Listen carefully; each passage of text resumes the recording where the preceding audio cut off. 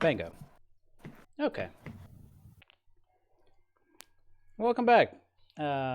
Looks like it's just a very small party today. How dare people have lives and things to do? Damn it. Damn it. Damn life. D&D top precedent. Um. So last time,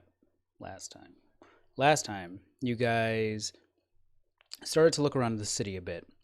You visited Hearth and Home, where Tio, Vivian, and Kairos were given their. Well, actually, just Tio was given his assignment to be a chef there for the citizens of the lower stratum. Um, but after some, quite frankly, begging and pleading, Kairos and Vivian also got some spots there instead of working in the arteries or the mines below the city.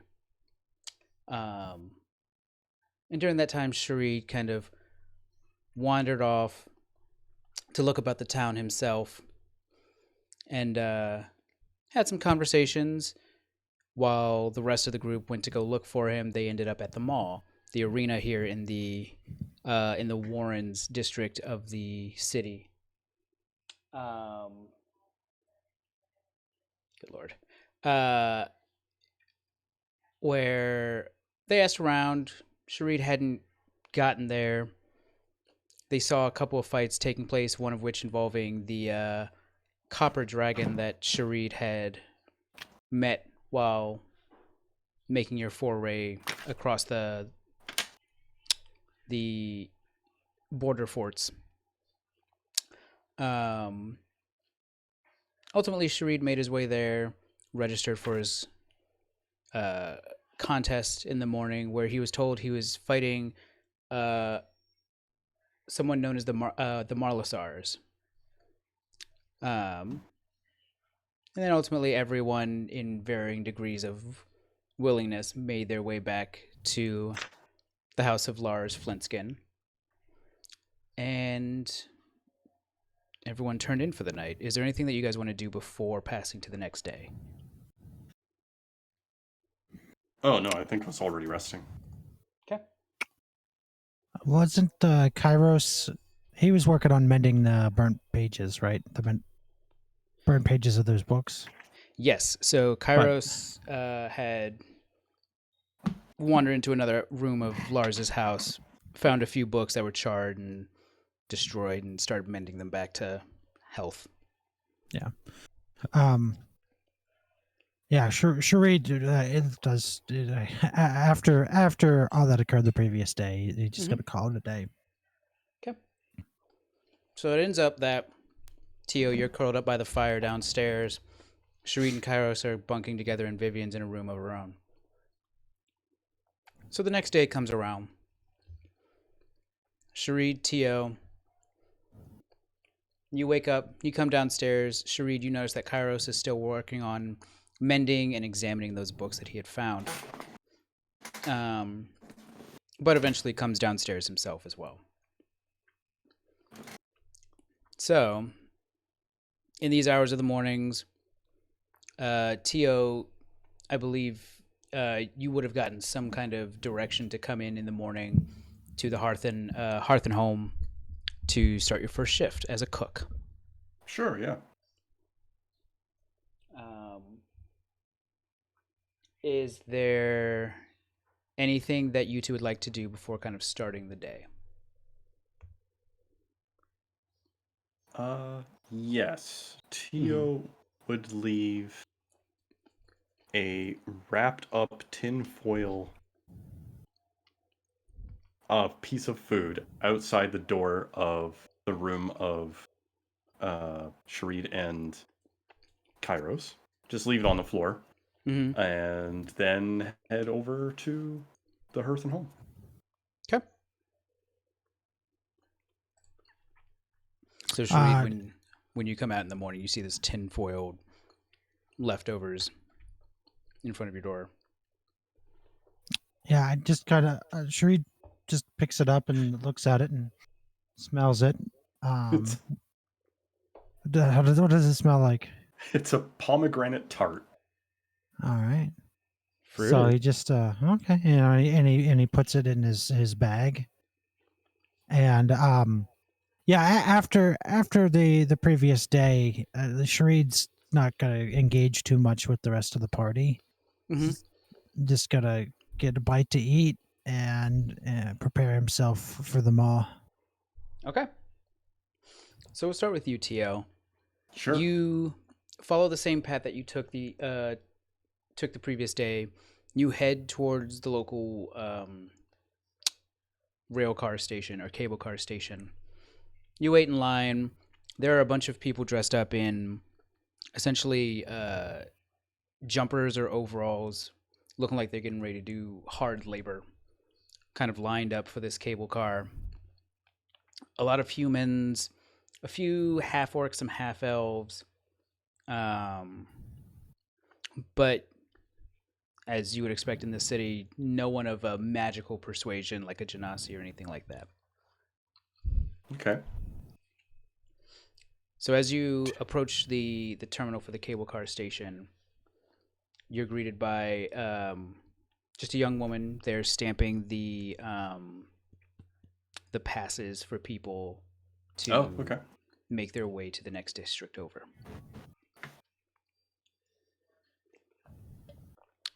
So,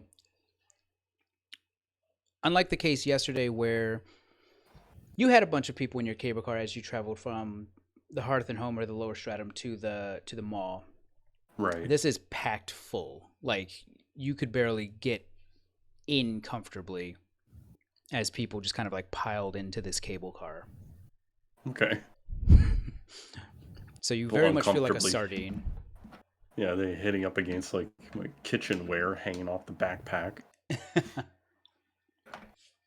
But other than the uncomfortable tightness and claustrophobia of the cable car, your trip goes without much instance. You get to the lower stratum, and people just start dispersing out.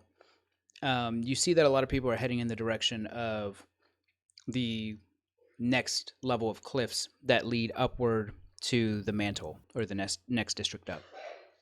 Okay. Is there anything that you'd like to do, or are you just kind of like head in the direction of the Hearth and Home? I think Tia will have like a dramatic, like edgelord like lean against the glass of the the gondola as it goes up. But otherwise, no. Okay. All right. So as you make your way, you see a group of humans just kind of in hushed tone. Actually, no, they probably wouldn't be hushed tones. Just kind of convalescing on the street corners, very animatedly discussing something.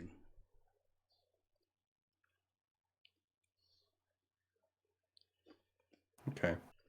I mean, Tio's gonna be thinking to himself at this point, like just looking at people and thinking, like, how long have they lived here? How long have they worn those clothes? Am I going to be in the same kind of position where I came here for one job, but really ended up just stuck here?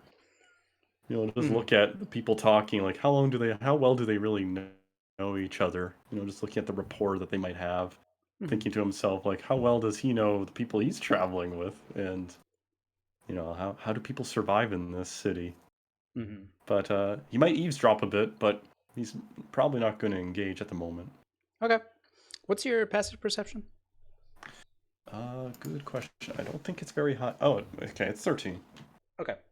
So as you're passing by, you kind of slow down, do a little eavesdropping, but you're very much still passing toward your destination. But you catch a little bit of a whisper of an older woman just kind of strongly saying, Did you hear about the body they found in the alleyway last night?" And then you just hear them just kind of get stirred up into a tizzy, just chatting amongst themselves. Body. Sorry, are we in am I in like the gondola alone with them at the moment? No, at this point you've hit the next station. You're just kind of walking through the lower stratum. Gotcha. Okay. Body in the oven. Well, Tio's tempted to ask, but I think he's just going to head straight to the hearth and home. Okay, that's fine.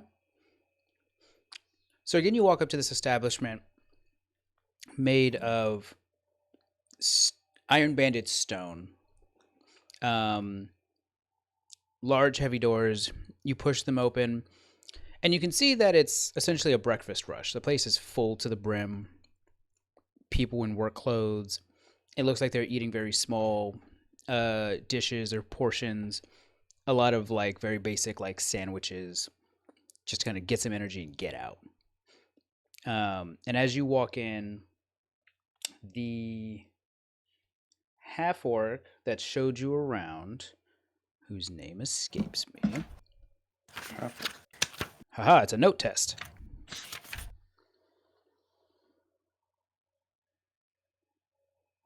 Obviously, I don't take that good notes. I don't know if I actually got a name. Did I? We're going to call him Felix for now. Sure. Nah. I'll review the tape later. So this half orc kind of welcomes you and kind of waves you over to the front counter. Looks you up and down, sees your usual garb of dishes hanging from your backpack. And remembering the slightly unsavory test dish you gave him yesterday, still says, welcome back. Glad to see you came in. We're in the middle of a rush. We do need some folks on sides and sausages. So head back to this portion of the kitchen and go ahead and get to work. Tio is going to not say too much, but carry on and listen to instructions, and just on a macro level here, he'll engage and take orders and listen to whatever instructions are given, while also wondering if this is really the best place for his spear and weapons to be. Is this my life now? Haha, joke's on you. You're all retiring at level 4. So as you're there, the kitchen's a bit of a madhouse, but kind of controlled chaos. So there are people in very distinct areas, and folks just kind of running around, moving around each other. Nobody's crashing into each other, so it's not a hazard yet. Yeah. But after working for about a half hour or so, Felix comes back over to you and says, weren't your other 2 friends supposed to come in? Didn't they want to be, I don't know, one of them's a dishwasher, one of them's a hostess. We could use the extra hands. I wish they could have joined us, but there was some... You'll really think about how to best approach disclosing to this person he barely knows the name of. We had some disagreements, and I believe they're navigating new engagements with the city at this time. Unfortunately, I can't really say I know what those engagements are. Well, as long as they know that the guards are going to push them into some kind of job, like, they had best be ready. One of your friends was a gentleman, right? Blonde hair? Yes. He wasn't obsessed with time. Yeah. This may be insensitive of me to ask. He's not the one that they found dead last night, huh? Someone, I hope not. This would be me learning about their unfortunate demise. Huh. You seen him recently? You saw him yesterday, right? Last night, yes, but I did not meet up with them this morning. So you're right. It would be alarming. Maybe I should go check on them. He just kind of shakes his head. It's nasty business. Like, I've heard the person they found was like ripped to shreds, like an animal got into town or something. Like, wasn't great. You're not very comforting. Welcome to food service. We're not. This is true. You make a good point. And he just kind of like, well, I hope it's not your friend, but if so, condolences, and he just kind of walks away. Tio will just like continue whatever prep he's doing, wondering like if any of them died, like how would I really feel? How would they feel if I died? You know, sort of thing. He'll get lost in that thought while he's cooking and prepping. He's just in a spiral, an existential spiral. While cutting onions. Everyone I know has died. Okay, so you worked there for a few hours. Sharid, when you registered for your match the day prior, you were essentially told that your match is going to take place midday. Is there anything that you'd like to do before that? Would you just like to head over to the mall, kind of explore a town? Yeah, I think Sharid is actually just going to spend some time to wander the Warrens. Okay. Kind of mosey his way over to the mall. Okay. Do me a favor. Roll me a d20.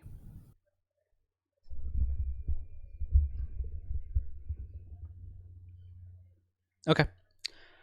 So you make your way through. You're kind of the Warrens is kind of like this disorganized array of streets and alleyways. And as you walk through, it's kind of more of the same. Dingy streets, areas just not taken care of. A lot of dilapidated houses, but people still seem to be living in them. A lot of folks wearing either work clothes or rags. A number of people just sleeping in alleyways, presumably because they couldn't find a place to live. But after about 20 minutes of walking, you start to notice that the streets are becoming more populous and everyone seems to be moving in the same general direction that you're going, as you can start to see towering above the houses is this big arena structure that you were in yesterday.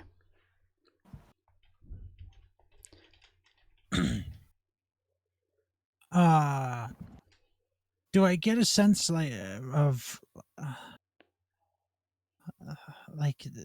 trying to eavesdrop on some of the conversation as a sense as to like what are the concerns of the local people?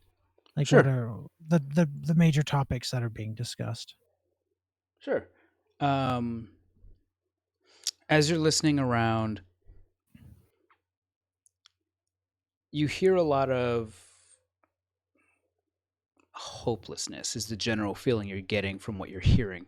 A lot of people have been here for weeks at a time, and according to them, have not yet had the chance to move up to the lower stratum. You hear a couple of whispers that you think they don't actually want most of the people in the Warrens to move up. They'll just cherry pick people that they see as easy to manipulate. And you actually hear a couple of them start calling them some kind of term. You hear them say that the guard has been picking up the skags that'll listen to them. Interesting.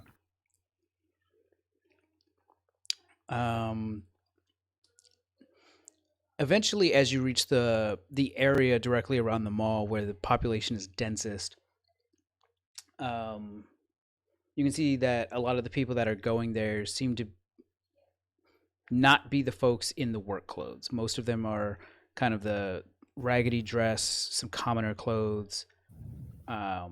It seems like most of the people who were in work attire have veered off to one specific entryway of the mall, but a majority of the rest are going kind of all throughout. There seem to be probably about half a dozen different entryways for this one structure. You do hear one thing though as you're kind of passing through, and you kind of hear a group of young, not quite kids, but maybe like teens, just say, "Man, I can't wait to get some lunch at the Rat's Den today.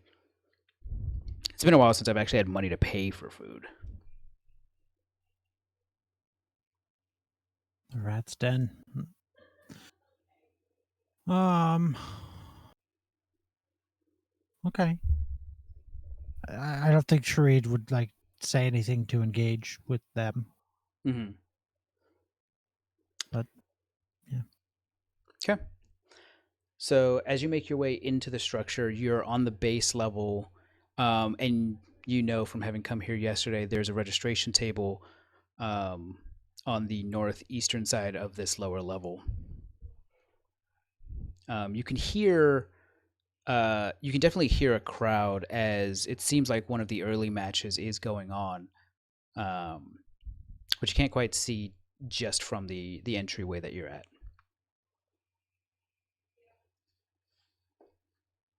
Uh like is there a fee for admittance or to see the match? No. Oh, It seems like people can come and go as they please. You see that there are a number of guards posted kind of all around this lower ring, some human and some being those metal men that have been seen kind of going with the guards. interesting. Yeah, Sharid is just gonna want to walk in and take in a match or two, and look around to just get a sense of the layout of the mall and also the kind of to understand the crowd Sure. and what it is like that makes them excited or like what is that the crowd is hoping to get out of it. Yeah. Um, so you see that it's a pair of humans, one with a pair of short swords, one with a bow and arrow, and you see that they're fighting against these serpentine creatures that seem to almost be on fire, um, with glowing embers kind of pouring out from under its scales. And you can see that it's kind of a mix. The crowd kind of gets divided on who they feel should be who should win. So every so often, one of the competitors will get hit, or maybe will narrowly avoid um, a tail lashing or a bite from these serpents, and a portion of the crowd will kind of get up and cheer. You see that another one, as one of the creatures actually falls to the human with the short swords, another portion of the crowd just kind of gets up and just goes nuts. Um, you see that the one with the bow and arrow pulls out this spherical object, looks almost like a satchel, but it's got a little string coming at the top of it, and he tosses it at one of the creatures, engulfing it in just like this cloud of smoke, and the crowd goes nuts as kind of a portion of the arena kind of gets a little bit obscured. So it seems like they're kind of a mixed reaction, kind of cheering at whatever. Gotcha. Okay. um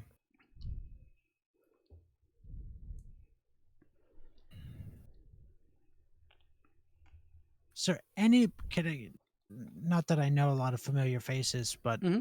uh can I look around to see if I spot anybody that I recognize? Mm, Feel free to have me make a check if you. yeah, just give me a flat D20. Oh, I was gonna roll perception.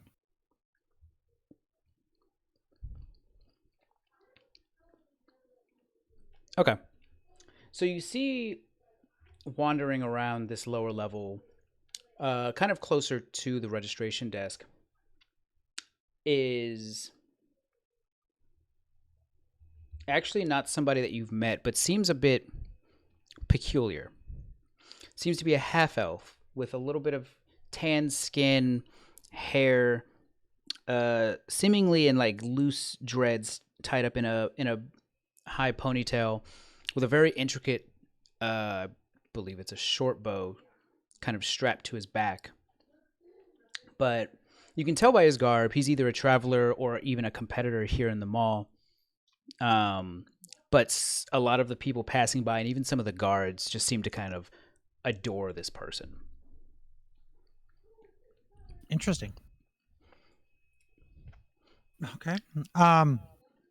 Well, yeah, I think Sharid will just stay and watch until it's about time to go down and check in, for his bout.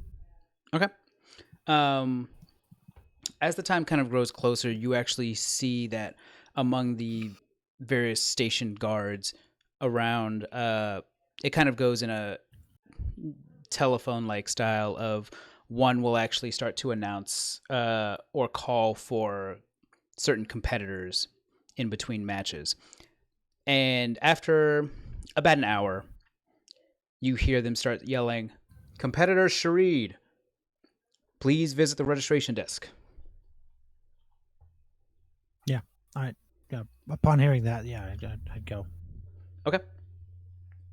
So as you head down and walk up to this counter, again, probably about a half dozen to a dozen people working this counter. You walk up to a young human girl, the same girl that registered you the day before. Um, and she looks up from her stack of papers and says, "Oh, you're here for your first match, right? I remember you." Sharid just nods. Okay. She kind of flaps through a stack that's in front of her and says, "Okay, so your first match is coming up. You're facing the Marlasars." Um, and then she just kind of flaps the stack of papers closed and says, "All right, so if you follow this corridor around, you're going to see a large wooden door. That'll be the staging area where you're going to wait until the gates open." Um, and she says, "Inside, there will be the Knight Commander waiting to kind of explain how this whole thing works." All right. Yeah. Then I make my way to those doors of the staging Okay. area. As you walk in, it's a bit like a locker room of sorts. Uh, and standing a little bit off to the middle of the room is a large orc. Doesn't look familiar. But you can see that he's got armor plating on his shoulder going down one arm. Seems well built. He seems kind of seasoned as a warrior. And he looks at you, says, "Ah, new meat. Come on, come in, come in. Close the door."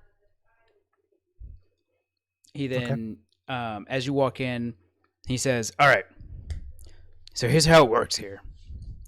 Uh, each day, you're going to get a fight that we've registered you for. We try and keep most fights even. Some days they're not." He gestures over to the wall, which is lined with weapon racks. He says, "You're free to take 2 items from those weapon racks, as much as you like. Um, so long as any like solid weapons you get, you return after your match. Any consumables, he points to some of like the same kind of pouches that you saw the one competitor throw earlier. You see them kind of Mm-hmm. lined up all over, and he says, "Those, don't worry about returning. Grab 2, you're free to use them. Um, Otherwise, when you're in a match, it goes until a competitor can't fight. We ask that you try not to kill. We understand it happens. So, hey, whatever. Um, Always bear in mind the guards are watching. That's a good and a bad thing. Do well, you eventually move up. Do not so well, the guards are known for kind of picking on the small fry. So, do your best." Uh, yeah, Sharid would thank him for the information, and then so out of curiosity, like, would I have my shield and spear on me though? Yeah, you would. Okay, but yeah, like, what if going over to like the weapons rack? Like, what do I see? Um, well, firstly, let me give you that. So you see everything from bows and arrows. You see a number of these pouches. Uh, the orc explains to you that a couple of them are smoke grenades. Some are what are called tangler grenades, made by the sovereign's little tinkery advisor. You see hunting traps, you see shields, swords, you see some nets, kind of all over the place. Okay.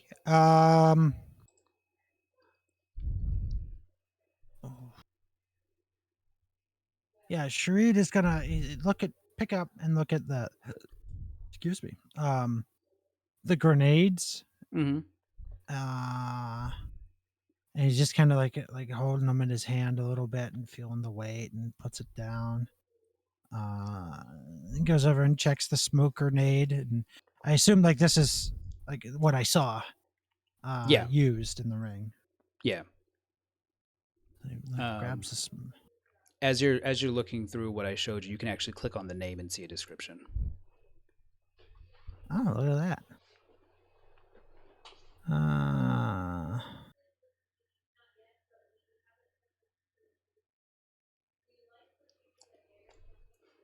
So as you're looking through that weapon rack, we're gonna shift back over to Tio. Tio, you've been working for a couple hours now, and you see that you see through a window, the sun is high in the sky. It's about midday. Okay. The half-orc Felix will come back in and just look at you and say, all right, lunch rush is going to start soon. Your shift is done. We're going to get another group in. So thanks for your work today. He kind of ruffles through a pouch, hands you 2 copper, and said, that's your payment for today. Well, thank you. That is 2 more than I had before. That's the spirit. And what I had before was actually 0. So, thank you. Felix, before I leave, how long have you been working here? You see his eyes kind of travel upward a little bit, and he's like, well, I've been here maybe about 2 years. But then again... Is this your home? Yeah, I was raised here. I've kind of worked a little bit all over. I used to work in the mines for a little bit. My parents actually raised me here in the lower stratum, so I couldn't tell you what it's like down in the Warrens. If you could go to the nearby city, Uhuru, would you? I hear they have all that magicy wagicky stuff. It doesn't tickle my fancy. Okay. Tio will just take off whatever apron he might have had and recollect his things, hooking them back on his backpack and whatnot, and take a look at the kitchen as is, and take off to explore the city, kind of wandering at first, just looking around outside. Okay.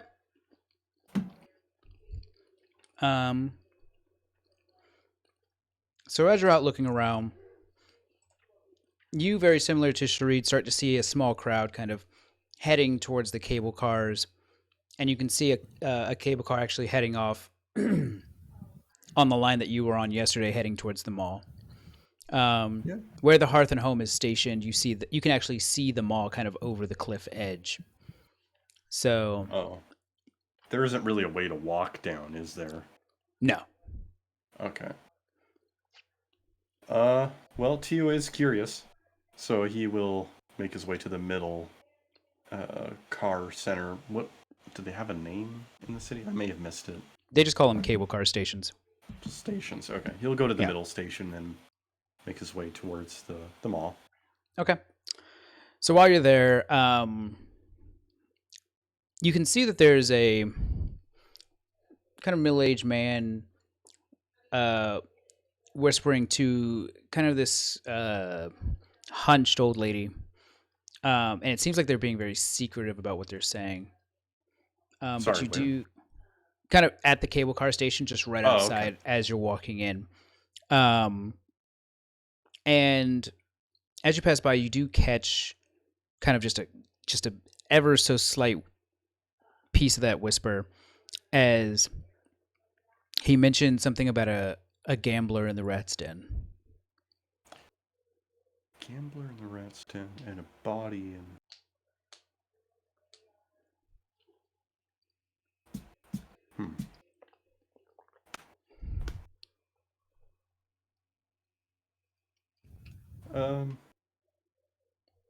You'll make note of it, but I think Tio is still gonna be like a hunter. You know, he's gonna make his continue towards the maw.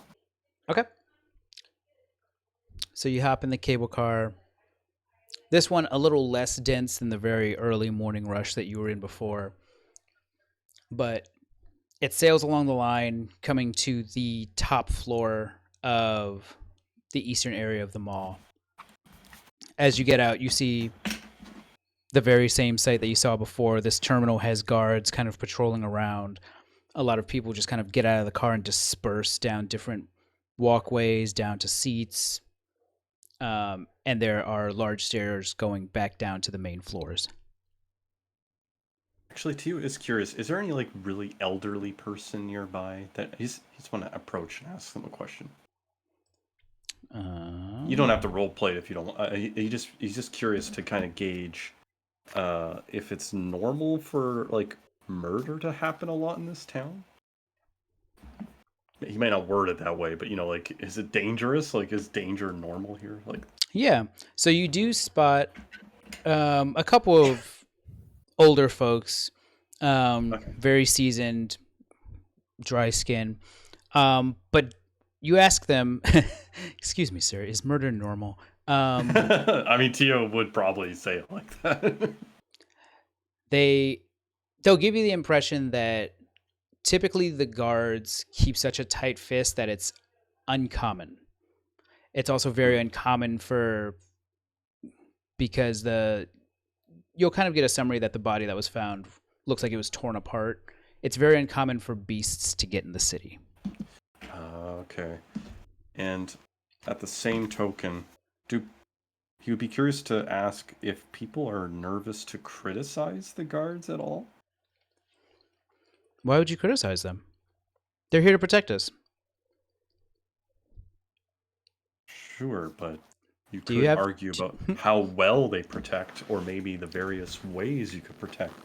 I mean, he could word that debate, but what he's after is to know, like, to what degree is as you talk to these older folks, you'll get the feeling that they don't question the guard. Okay. Like, they're the strongest people around. Why would they?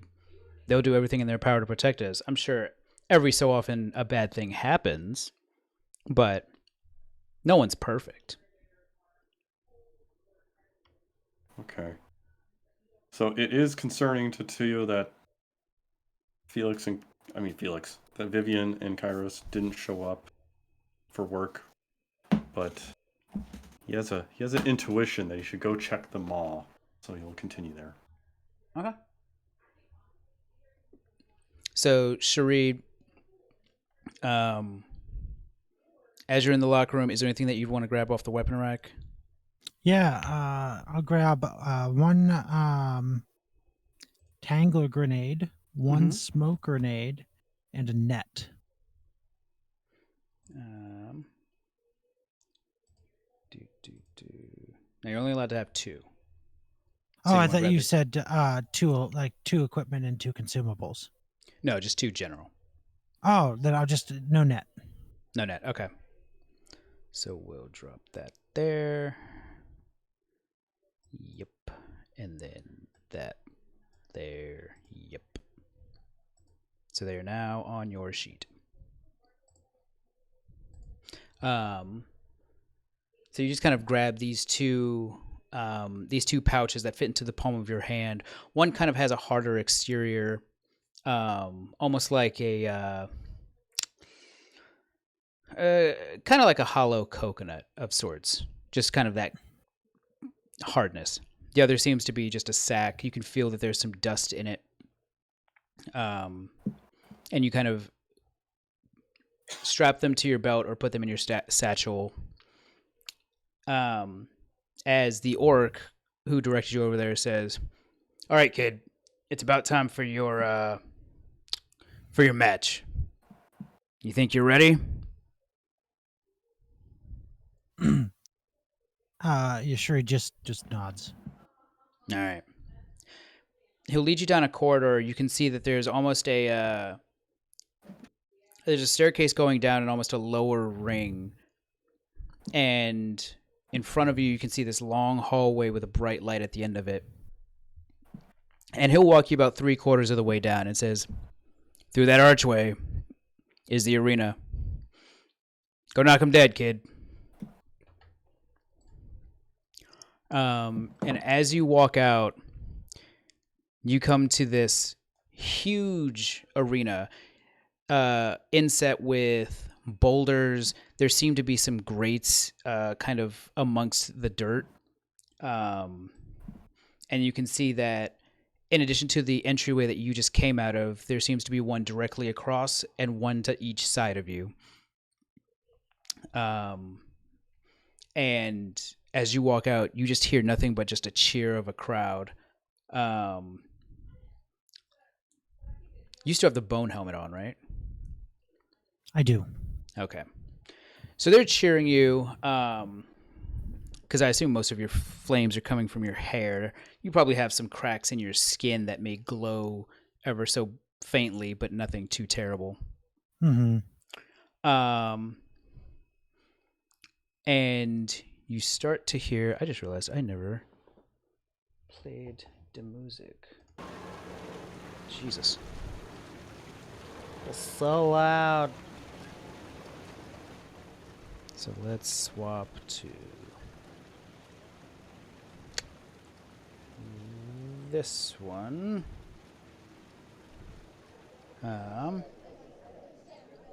So it would help if I had my shit prepared.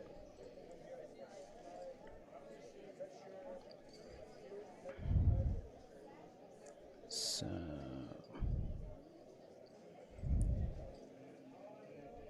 loading. So we swap to this. And as you walk out, you can see that there's something coming out of the entryway directly across from you. You start to see that some of the dust on the ground starts to shake as you can feel heavy footsteps walking through. Or coming closer, rather. And let me... Out from the other end comes a large creature, seemingly with 2 heads, and a human up on a kind of a platform above the walls that are currently surrounding you, starts yelling out, "And today's midday match, we have newcomer Sharid versus the giant twins, the Marlasars." And you start to hear more cheers as this creature kind of walks through, and it seems to kind of like just be playing up with the crowd. You can see that in its hands it has a spiked mace or a morning star, as well as a battle axe. And each of these heads seems to be kind of moving in different directions as it's just cheering and kind of working the crowd a little bit. You each move a little bit of a ways into the arena as you hear a horn sound signal the start of your match.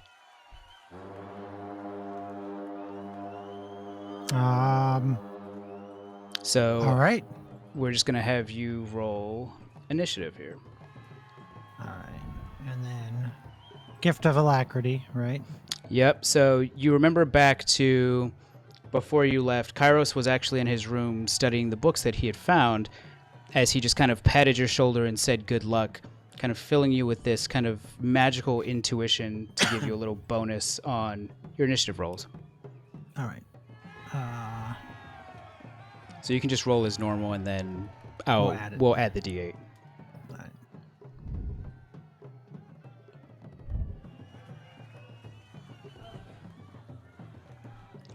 Okay.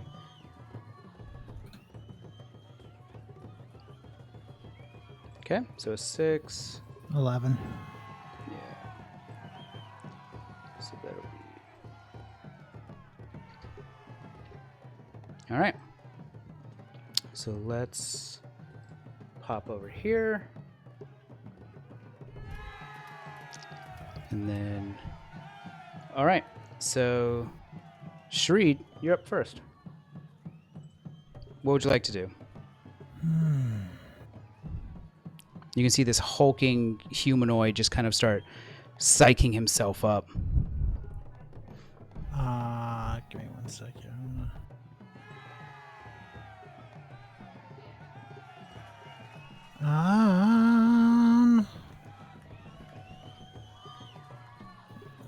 What's? I just want to check what the distance is on the javelin. I forget. I want to say 30, 120. Yeah. With disadvantage. All right.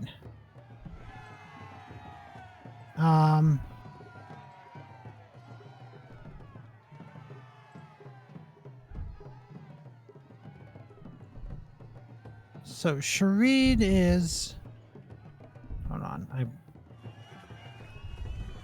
select targets. Okay.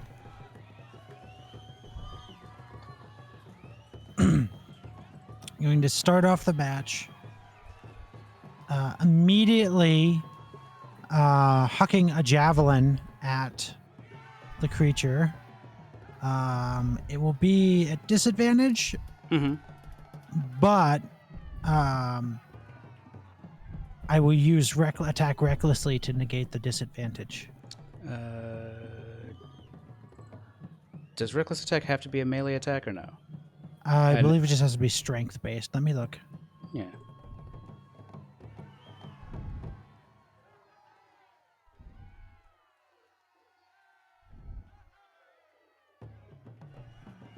Oh, on melee weapon attack rolls. You are right, sir. Mm-hmm. All right, sorry. I thought I could you're do fine. it out of strength. All right, well, anyway, I'll still chuck a javelin. Okay. At disadvantage then. Sure.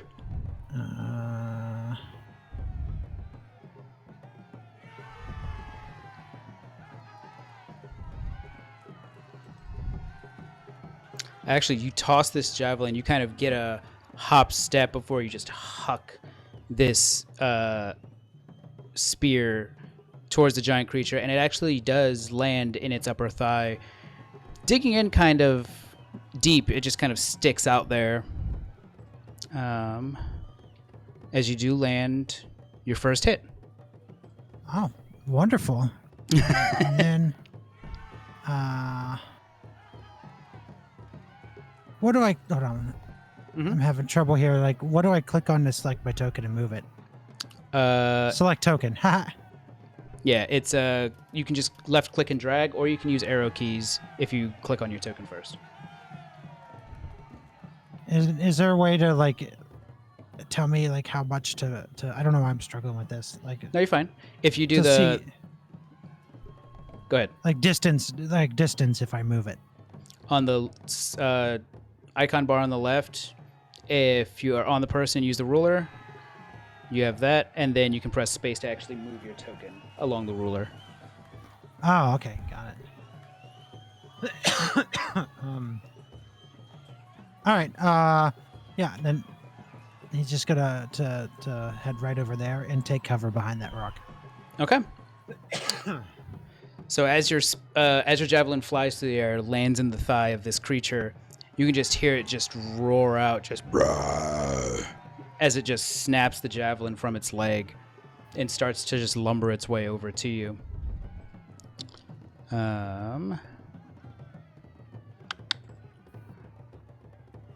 Yeah.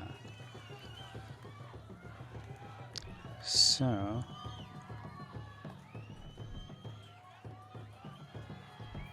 Yeah. He's not the smartest cookie, so he saw that you hid behind the boulder.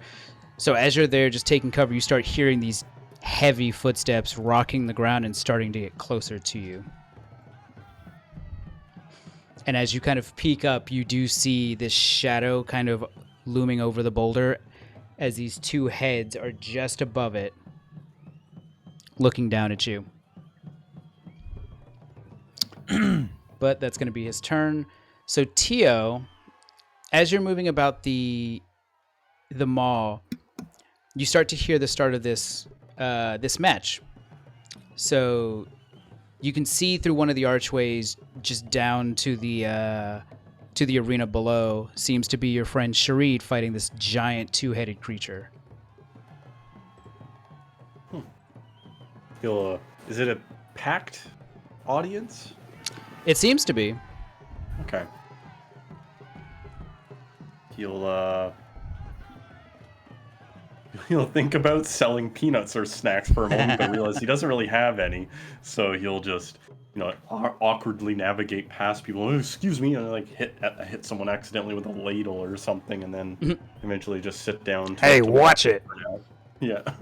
Oh, sorry, it's my ladle, my lucky ladle. Around and... Ladle. Okay, so you find an open spot. None of the seats seem to be assigned. It's just kind of get in where you fit in.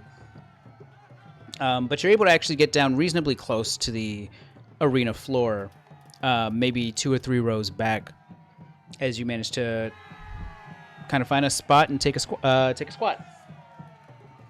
Okay, so he's assured to see Sharid there, but yes, we'll watch for now.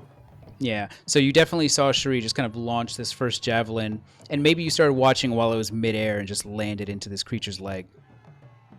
So Sharid, it's your turn now. All right. So Sharid is going to like that. Head over there, and hold on, let me see the distance.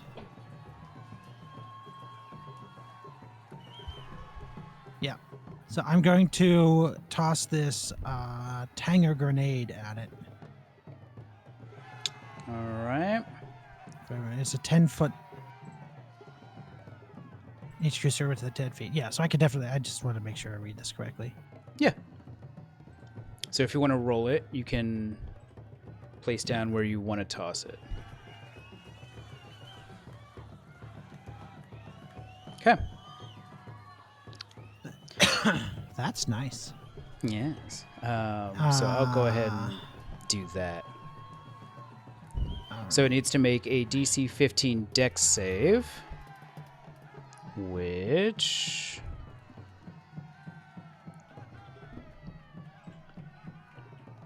it's not magic, it's science. It fails. So it becomes kind of ensnared in this. It's less of a web and just kind of just goo that's just keeping it stuck there. But yeah, I believe it's restrained. Yes. Yeah. All right, and then Sharid will use the rest of his movement to go right there. Okay. So that was my action and movement. I have no bonus action, so it's my turn. Okay. So on its turn, this giant is just pulling away at these strands that are holding it still. And, well, it can't move, so it's going to take its action to try a strength athletics check to break free.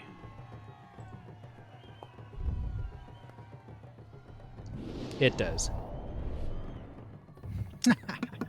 Of course it does.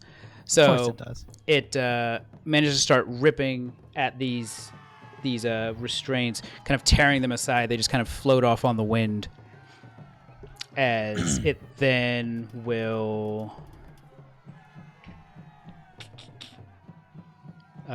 start moving towards you. It's now used its action, so it can't hit you, but it's now, nope, come back. You get back here, yeah. And you see this thing just looming over you.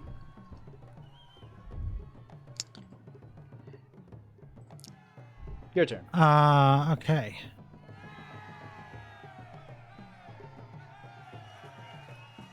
It is now looming over me. All right. All right. Let's see how this idea works. I'm going to throw the smoke grenade right at my feet. Okay. So. All right. So you just kind of take this pouch with a fuse coming from it. At its feet. At my feet. At my feet. I changed my mind. At my feet. That's fine. All right. So I have obscured the area. Mm-hmm. I'm going to rage. Okay. And make this a public roll and see what I happen to roll on my wild surge. Mm-hmm.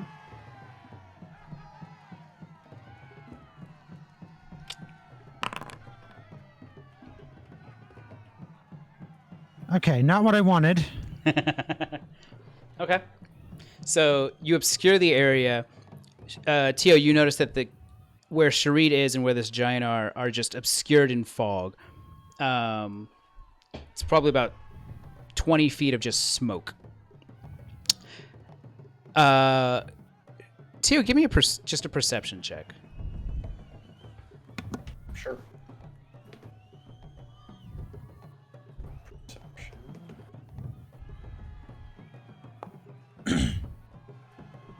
Okay. You can kind of hear Sharid just kind of yelling and letting out a war cry, but you don't see any kind of like lights or otherwise. You notice that Sharid, when he initiates his rage, kind of gets cloaked in these chromatic flames of sorts. You don't see any of that right now. You'll just elbow the person next to him. Like, Sharid down there, no one knows, but fighting only seems to make him be more alive. This is only doing him favors. And point of order, like, only certain wild magic effects have a thing, right? Yeah. Yeah, okay, yeah. So, like, nobody can tell that I could teleport now. Correct. Okay, I just want to make sure we're on the same page with that. Yeah. All right. Shit, that's not what I was hoping for. Yeah, I know. But it is what it is. Okay. That's my turn. That was bonus action. Okay. Yeah, that's my turn. 4 rounds. Okay. So now it's their turn. Whoop. No. It's their turn. And in this obscured area, they're kind of just trying to wipe away the smoke, but they can't generate enough wind to really get rid of it. So you see, well, you don't. They swing this spiked mace that they have just at you through the obscuring fog.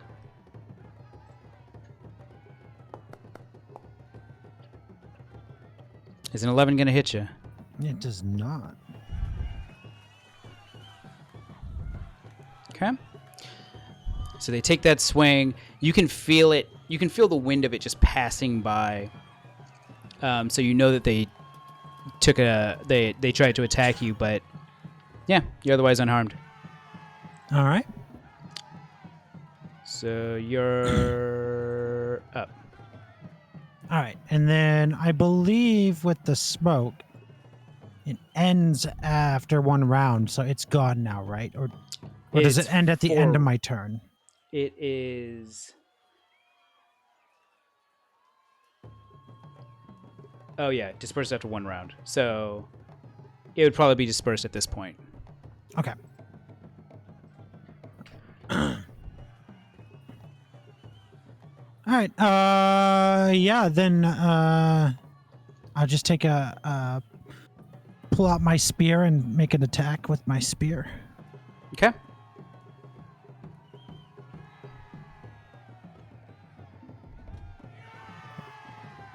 Oh, sorry. Okay. You jab this creature right in its side, right where you assume its kidneys are. It doesn't go in too deep, maybe just half of the spearhead, as it seems to kind of have a lot of muscle and fat right around the midsection, but you do deal a little bit of damage to it. All right. That's it. Okay.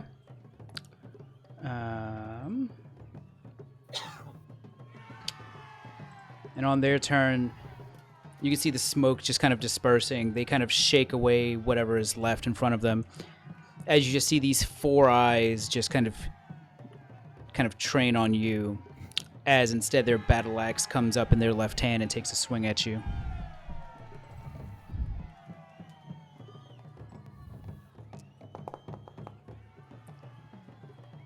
Yeah, that'll hit. Yeah. 13, but I'm raging, so it's halved. There you go. Is there the buttons? No, I don't see the buttons there to apply damage. Do you have your token selected? So click your token and then, yeah. So you should now see them. Nice. All right. All right. And so, Tio, from the crowd, you see this kind of billowing smoke obscure the area. You heard your friend's kind of war cry. So you know he's starting to get into it a little bit. As the smoke disperses, they kind of trade blows, a spear attack from Sharid and an axe from the giant.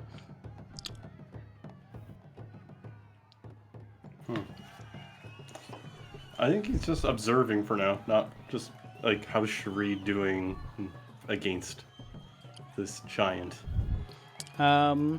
Since Sharid's raging, it seems like right now they're kind of toe to toe.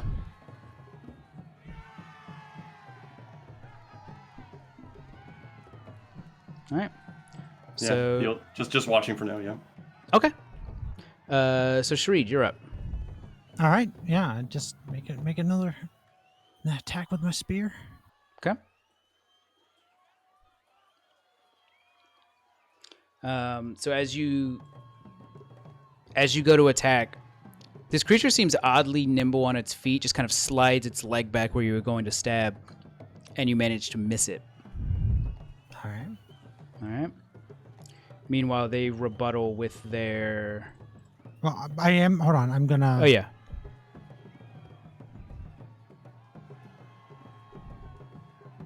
Spin around it though. Okay.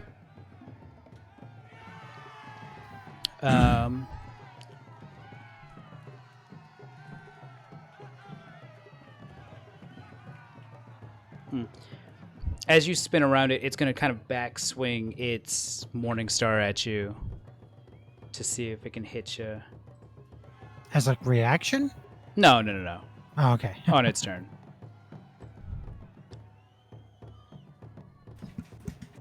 And it manages to just swing right over your head. You can tell it wasn't looking.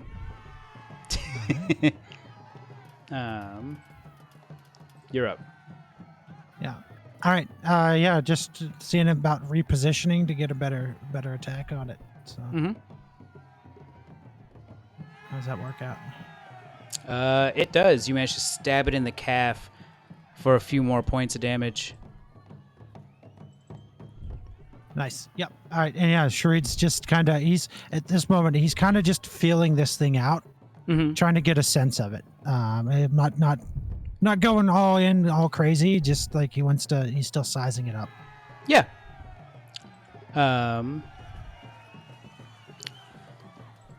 After that last stab to the calf, you see its knee kind of buckle a little bit, but it managed to maintain its ground.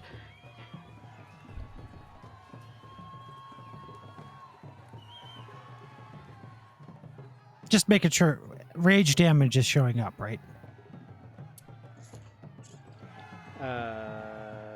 The +2? No, actually. All right. So,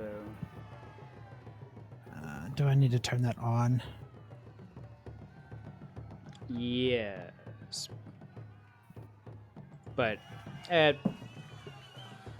gotcha. Hang on. Okay.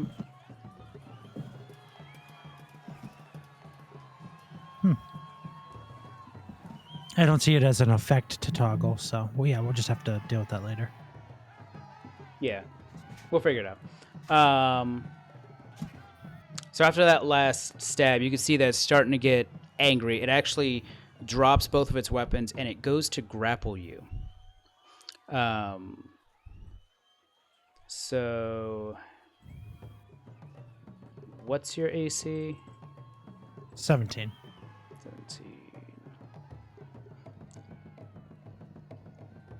It actually rolled a 17. So it does make contact with the grapple. You can give me an acrobatics or an athletics to actually stave it off. Oh. So it'll... Nope, that wasn't supposed to be a save, but it's the same. You actually do. So you can feel these large, very meaty hands kind of wrap around you, but you manage to kind of buckle in a little bit before just bursting out in your rage. And you manage to just knock it back to where it was. So you're up, Sharid.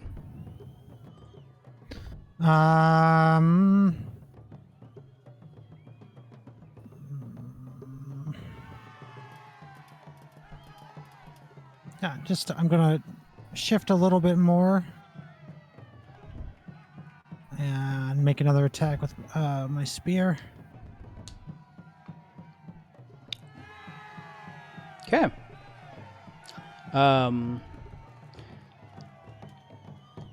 Let's see. So you'd probably be around its left side now. You actually stab it square in the side of the knee, causing it to buckle and kind of drop down, not fully prone, but Yeah. it'll take about 5 feet for it to stand back up. But you do deal a good amount of damage to it, and you can see that it's starting... Its legs are just bleeding from these wounds that you've given it. But he's starting to kind of breathe a little heavier now, but still moving. All right. All right. So, Tio, as you're watching all of this go on, it looks like Sharid's actually starting to get the upper hand a little bit, just from a mobility standpoint. As you look around the crowd a little bit, you see that there is a large, kind of ornate... the word has escaped me. Balcony on the other side of the arena. Okay. And you can see a couple of figures up there. You can't see them in great detail. It looks like one is wearing very dark armor, and the other seems to have red skin, but you can't quite make them out from where you are. But it looks like that booth is for some fairly important people. Yeah, I mean, if it's a point of interest, then you would move closer just out of curiosity to learn and observe more about them. Okay. Slinking through the stands. Excuse me. Pardon me. Yeah. Clink, clank, clunk. Crawling as you might need to. As you're moving about, you actually can see, even amongst the crowds and even the walkways leading to these tiered seats, you see commoners, you see guards, everyone's just kind of into this fight, kind of cheering on both parties. Do people throw anything into the ring? No. Not at current, anyway.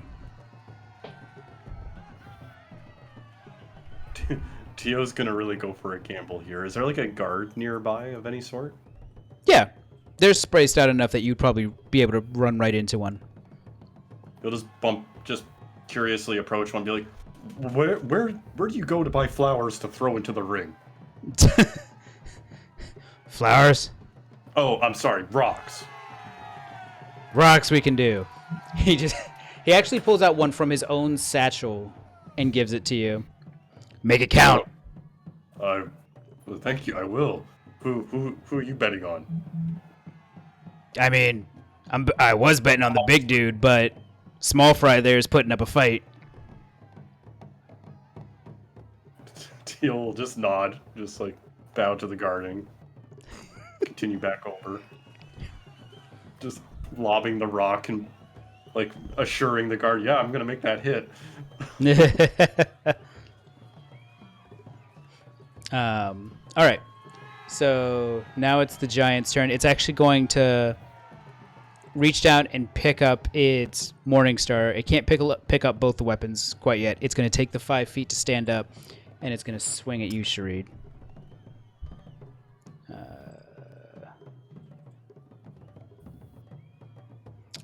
And you managed to get your shield up in time to just bat it away. You just can't quite break through the shield. All right. Yeah, and so with that deflection, Sharid's gonna try to take advantage of that extension and deflection with his shield, and just kind of follow it up like in one motion, like using the shield, and then just his momentum just to swing around and make a jab with his spear. His spear. Spear.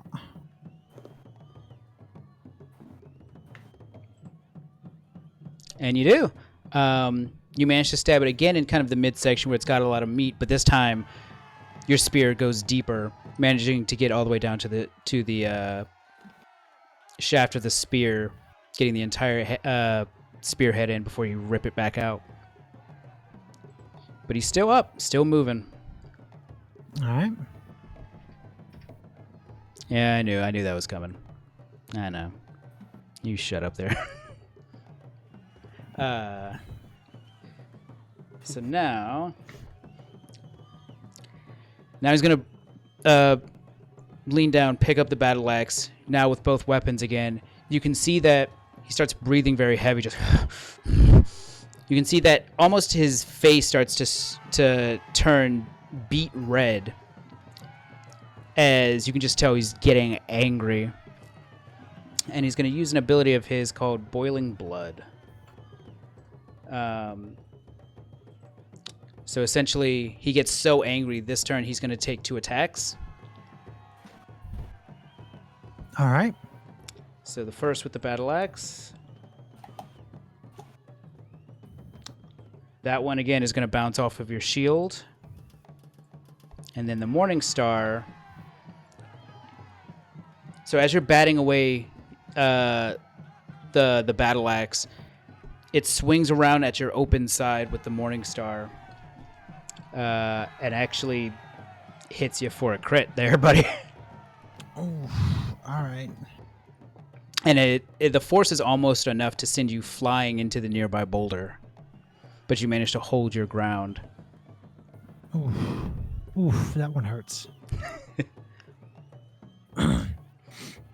So, Tio, as you're kind of slinking through, you hear the crowd kind of just erupt as you look over and see this kind of 1-2 combo from this giant, as this huge spiked mace just starts just crashes into the side of Sharid. Tia's very curious how this will work out. He's got only 2 of these, so he's got the other tart on him for today, and he's gonna throw it at Sharid. He's gonna throw the food at Sharid. With the intent that he could like get it, not like to hit him with it, but yeah.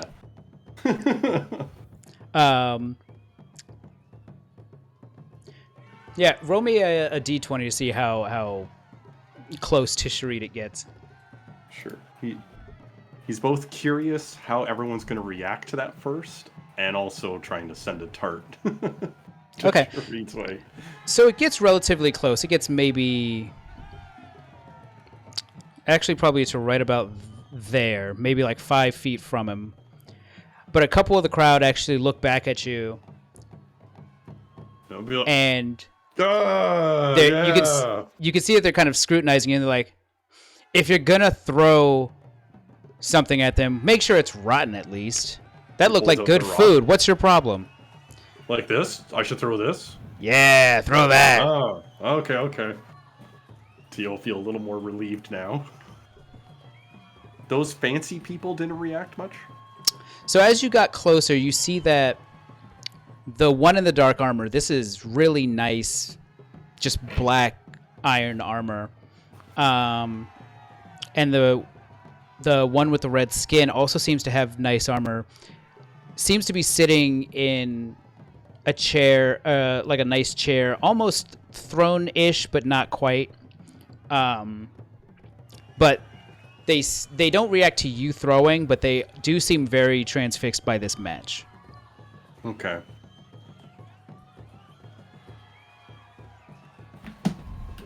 I will take further actions from now on, but I'm assuming that's it. Okay. So I believe now it is Sharid's turn.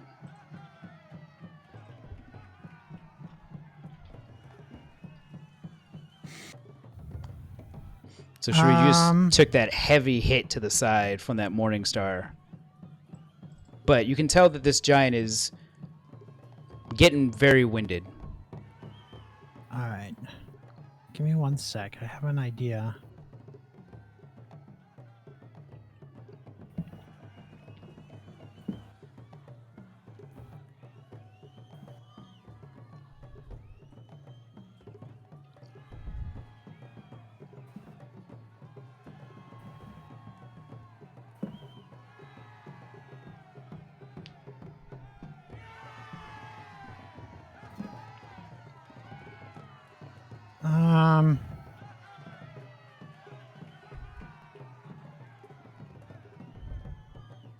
Sharid's gonna try to do something a little silly.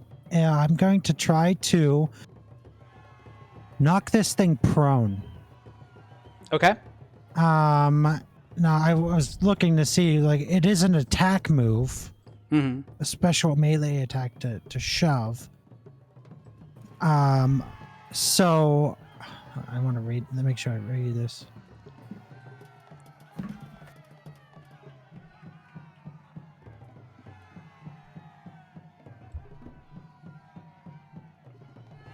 Okay. Yep. So it's an athletics check, right?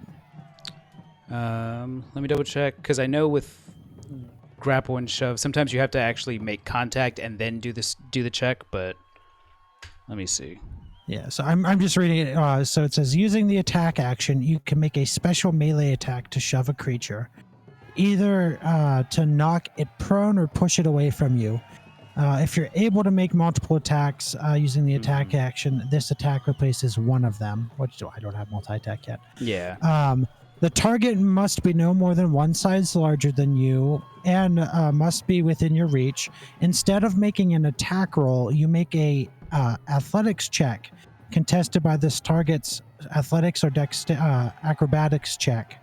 Okay. And that's it. So it's just like So yeah, go ahead and roll me an athletics check at advantage because you are raging. Raging. All right, and it's just going to try and kind of block you out there.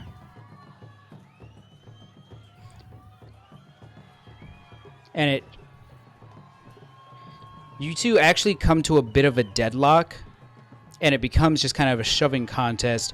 You manage to actually muster up enough strength. You kind of shove it back. It takes a step forward, shoves you back. But neither one of you actually makes too much headway until you give one final push of strength and just topple it right off of its balance, enough for it to fall prone. Wow. Okay. So with it being prone, I am going to then fall back 30 feet. So it will get an attack of opportunity, but at disadvantage.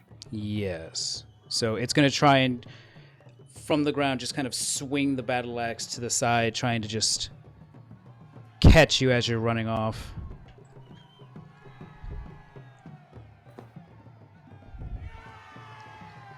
It actually does get you. It's a good thing that was at a disadvantage, because that... Ooh. You just missed a crit. But it still does get you for 5 or 6 damage. All right. So is that it for you? Yeah, that's my turn. Okay. So you can see it it fell flat on its back. You see it kind of tuck its legs and start to roll. And then it kind of balls up, rolls onto its feet, and stands. Its left knee is very much struggling a little bit under the weight, but it does get itself back up.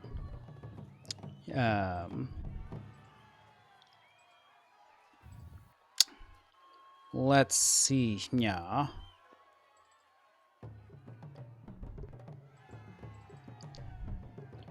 How far did you move? All right. So it can only get to there, but it does start moving towards you. Mm-hmm. But that'll be its turn.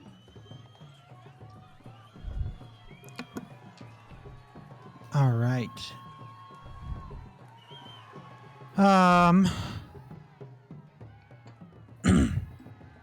So, yeah, with the spear in hand, he's going to shift grip on it and chuck the spear at it.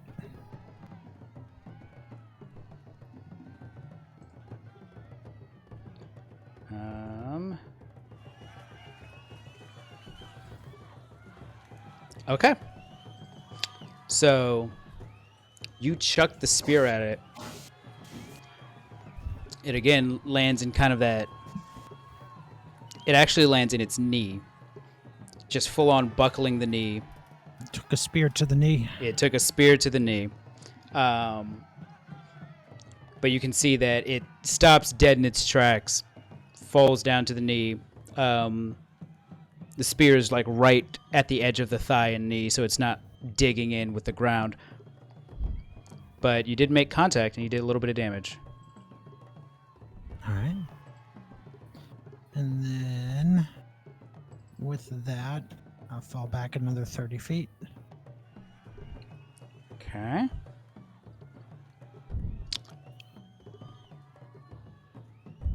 So this giant is getting very winded. You can tell that it doesn't have much left in it. It pulls your spear out of its leg, tosses it to the side, and stands up, but it starts to move a lot slower now. It's almost slogging after you. Where are you? There you are. And it's only going to move 30 feet. And it's going to try and get to you. But you can tell that it's bleeding profusely from its leg.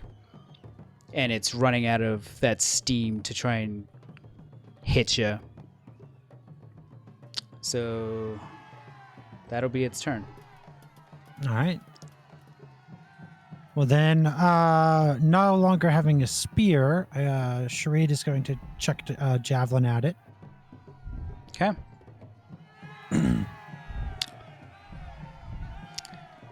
And that one, as you're kind of squaring up, aiming your shot, you go to throw it, but it still has enough wherewithal to just kind of dodge out of the way. It just flies off, lands in the ground closer to where you all came from.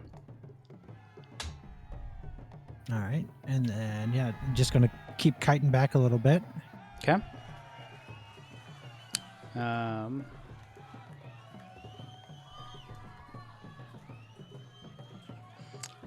On its turn... Oh. Realize I never rolled to recharge that. Okay. It kind of like psychs itself up, starts to work the crowd a little bit with whatever energy it has left. And it actually goes to dash to you, but it does get to that point where it's right on top of you. No, not literally right on top of you. There. And you can see that some of the crowd is actually like has stopped cheering and is just kind of looking like, oh, what's going to happen next? What's happening? But it can't make an attack against you right now. So you're up. All right. And you said this thing's looking pretty beat up? Yep. 1 second.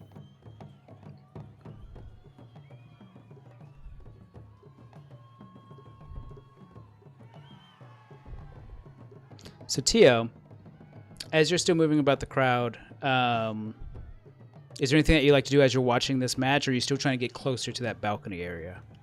No, he'll navigate around to try and be closer, really, to the two combatants. But Okay. could I stealth my way through, kind of sneaking, behind people's bleachers and just being as quiet as possible, not drawing any attention or cheering at all? Sure. With your pots and plangs a-clanging. Yeah, he'll, wrap them tightly and put them in the backpack and try and hold them as much as he can. Hold them still if he needs to. Mm-hmm. Okay, sorry about that. I had some phlegm in my throat and had to clear it out. No, you're fine. So, Tio, go ahead and roll me that stealth check.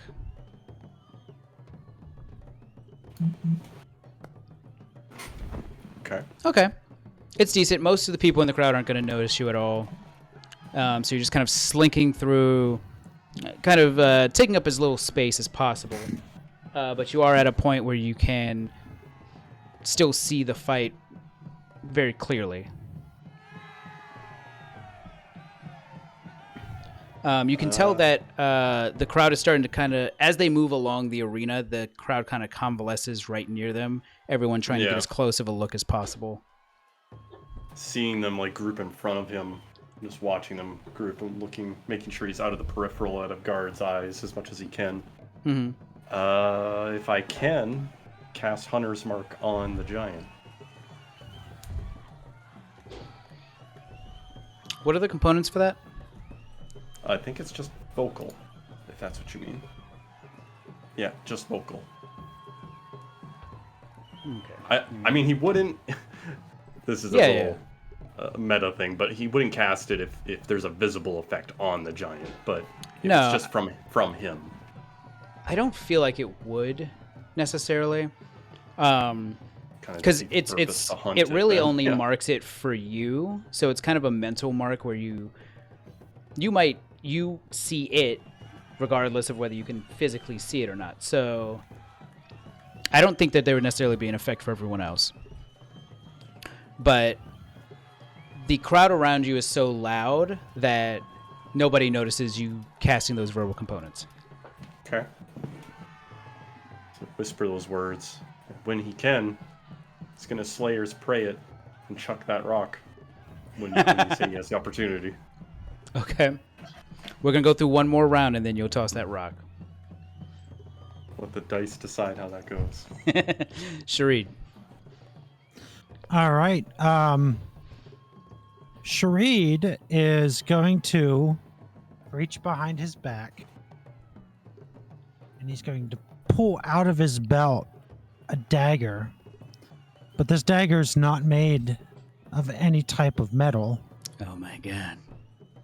It's made of bone. Yes, the bone dagger. The bone dagger.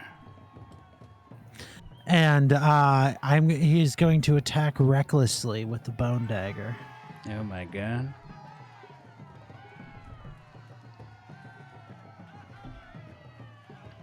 All right.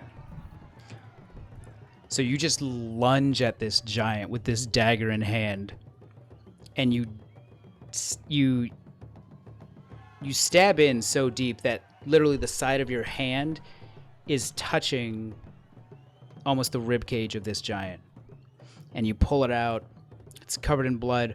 The giant's still moving. It falls to one knee. Let's see. And you can see that one of the heads turns to you, breathing heavy.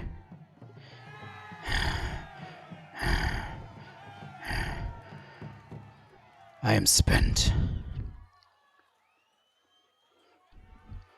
Do what you must.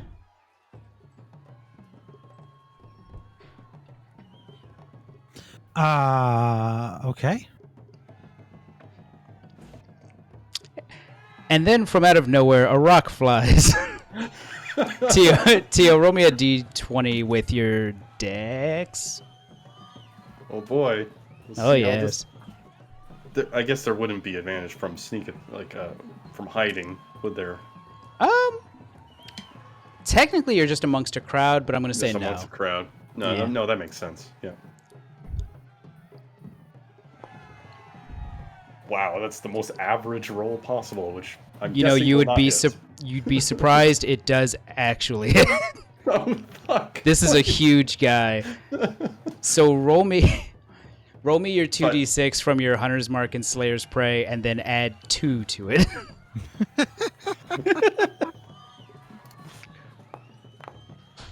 Wow. Okay. All right. All right. So Tio, this giant is down on one knee, and essentially gives up. And then a rock just flies from the crowd. The other head that didn't talk to you gets clobbered with this thing square in the middle of the forehead. And you can see that it's just seeing stars. It starts bleeding from the nose, and you can just see it just kind of slumps over. And even the one that's talking to you starts to get a little woozy and then just falls face first on the ground. Tio's just gonna assess the surroundings, like no one caught him, sort of thing, and back into the shadow. You actually get a couple pats on the back from some of the people in the crowd, like, that was a good throw. Kind of a dick move, but it was a good throw. Oh, thanks. It was, yes, by the blessings of the marked, or whoever his name is. So at that point, as the giant just falls down, the rest of the crowd that didn't see that rock necessarily just erupts into cheers and applause as Sharid, you're the sole one standing in the middle of this arena with all of these people cheering around you. For the first time, you actually look up and you see that balcony, the same balcony that Tio saw, and you see a man in black iron armor just standing, clapping. Very slowly, but clapping. And you too notice the man with red skin sitting next to him. Sharid, upon seeing that, takes a deep bow in their direction. Mm-hmm. Okay. And yeah, and then pulls like, well, I guess takes the dagger, like, cleans it off, and like tucks it back in his belt, and starts walking over to retrieve his spear and javelin. So you walk around, just pull everything up out of the ground, and your spear from where it was discarded. You see a couple of humans come out to tend to the giant as the crowd itself starts to die down as you start moving towards the exits. You see essentially a wooden cart come through the large exit that the giant came from. And Tio, you see as just a group of like 4 humans, not even guards, are just looking around like, how the hell are we going to pick this guy up? And you just see them just start kind of just pushing and shoving him onto the cart. It takes probably about a good 10 minutes before enough of him is on the cart that they can pull him away. But a lot of meat. It's a lot of meat. But the crowd dies down, and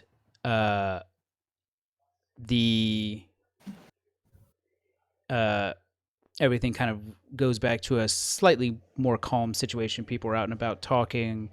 Sharid, you retreat back to the locker room where you came from, and the orc that was there just gives you a nod and says, "Not bad for your first fight."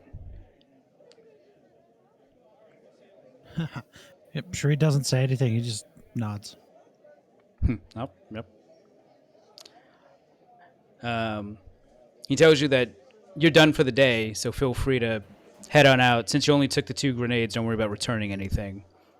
And he just kind of gives you a hefty pat on the back that almost like lurches you forward. The other thing Sharid will say to him is just, when is my next match? He says, check with the desk up front. They'll have your next match. Yeah, and so I leave the locker rooms. So as you approach the door to leave, it just bursts in as the door almost hits you with the swing. And standing in the doorway, arms spread wide, is a copper dragon, or a copper half dragon, with a weird, toothy grin on his face, just saying, "Ah, my friend, you made it!" Is this one Garth? It is Garth. It's Garth. Yeah. I just say, indeed, my friend. How how have you been? How the hell are you? Yeah. He looks at you and says, "I'm good. I'm good. I had my first match yesterday, actually. Roland and I, yeah, it wasn't a problem at all. But not bad. I saw your fight. A real crowd pleaser, that one." So I guess they were so pleased that they decided to end it on their own. Well, can't do much about hecklers. But hey, a win's a win. It is indeed. Tell me, where are you staying, my friend? Sorry, I don't feel like doing an accent tonight. No, you're fine.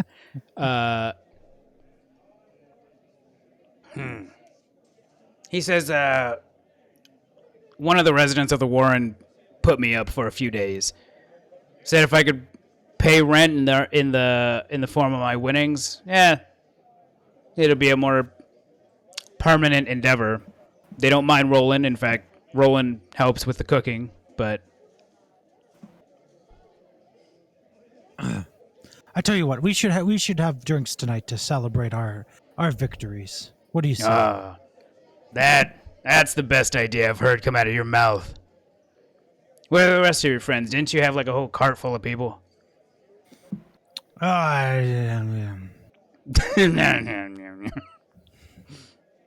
right. And you two start walking out of the locker room area. And as you're walking across the causeway, I assume towards the registration desk, two guards, one human and one of those glowing red automatons, steps in front of you and says, "I need you to wait a second." But Tio, what do you do now that the contest is finished? This registration desk, is this a thing that's accessible to most public peoples?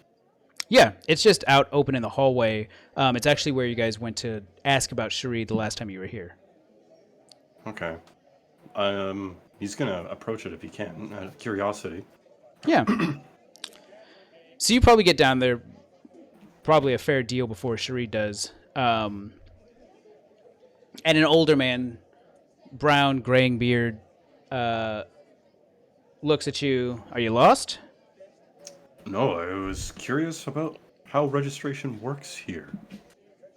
I mean, if you've got the orders to fight in the mall, or the want, I don't really care.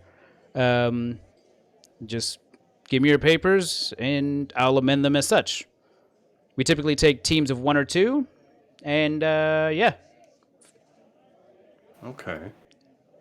And matches are assigned. They're not. You can't pay or make a designed event. Nope. Most, as you would put them, designed events are done by the higher ups. If somebody real special wants to have a special fight or a particular fight, they'll make it happen. Who typically designs those events or schedules them? It's usually either the sovereign himself or one of the tribunists, one of his commanders will do it. Every so often, his advisor Urgel will sometimes put on a fight to test one of his newest inventions. You said the tribunus. Is that Olivieros that typically does it? Yeah. He's the one who's normally in town. Wrong. What is this? Olivarius, that one. Olivarius, like Yeah. olives. Okay. Olivarius. Okay. Interesting. Do you know where the rat's den is? Rat's Den. Yeah, it's a tavern down here in the Warrens. He'll just give you a general like waving direction south. It's somewhere in there. Usually around lunchtime or dinner time, you can see a bunch of people go in. It's not great food, but it's food. Thank you. Tio will just like pat the desk awkwardly, not really knowing how to end the conversation, and just back up a step and then walk away. Okay. Where do you head? Oh, the rat's den. Okay, so you're just gonna start heading that way. So as you head out the exit to the mall, Shireen, you are then accosted by those guards on your way out of the locker room, and they just say, "Hold up a second, we have something to give to you." And they hand you a rolled up missive with a wax seal, bearing a shield and a hammer.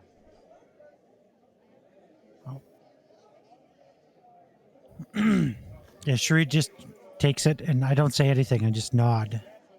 And just kind of like look to the guards to like see if they expect me to read it now, or if they just wanted to deliver the rest of the thing. No, as he hands it off, and you don't say anything, you just nod. He just starts walking away, and he mumbles kind of to himself. He's just like, "Huh, you speak less than this guy," and he points to the automaton. Sorry, that was funny. Is Garth still with me? Yeah, Garth's still with you. Yeah. All right. Did you get one of these? He says, "No, I sure didn't. Somebody either really likes you or really doesn't." Okay, let me find out. And yeah, I break the seal and I read it, but in a way like so that Garth can't read it. Yeah, it explodes in your face. No, I'm just. Essentially, it's a very short letter. Pretty much saying, "Good job with your first fight. I expect to see more from you. Then maybe we can talk." From Captain Olivarius, or Tribunus Olivarius.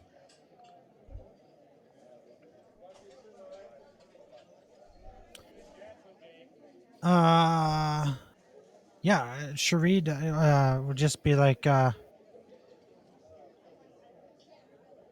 okay. And like roll it up and be like, it's not bad news, but I don't know if it's good news either.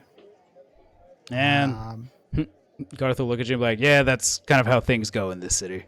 Yeah, I've been summoned for questioning apparently, but I don't have to report immediately. So anyway, let's go celebrate.